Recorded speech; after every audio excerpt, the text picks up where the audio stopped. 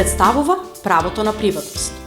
Правото на приватност во Европската конвенција за заштита на човековите права е дефинирано на следниот начин. Секој човек има право на почитување на неговиот приватен и семеен живот, домот и преписката.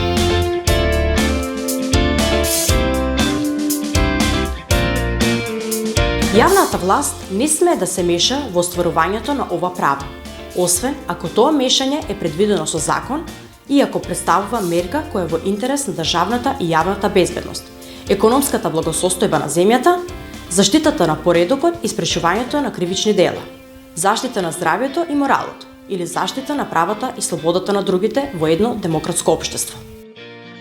Најмаркантниот и најдрастичниот облик на повреда и нарушување на приватноста преку користењето на електронските медиуми и комуникација е кражба на идентитетот на некоја личност со цел да се постигне материјална или некоја друга корист. Користењето на туги фотографии, правењето на фиктивни профили на социјалните мрежи се со цел да се постигне определена популарност на истите, представува нарушување на приватноста на лицето чија фотографија се користи.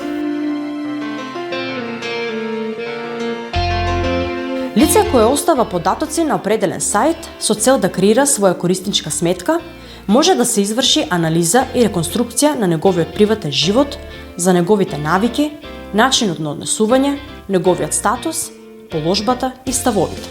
Случајот каде најпрво имаме електронско пребарување на базите на податоци на интернет преку Google, за потоа да добиеме електронска пошта со понуда за истиот тој производ кој сме го пребарувале. Кога се поставуваат фотографии од некое ваше патување на некоја социјална мрежа, каде што ја одредувате вашата локација, па многу брзо после ова следат мејлови преку кои се дава нова понуда за истата таа локација од страна на други агенции.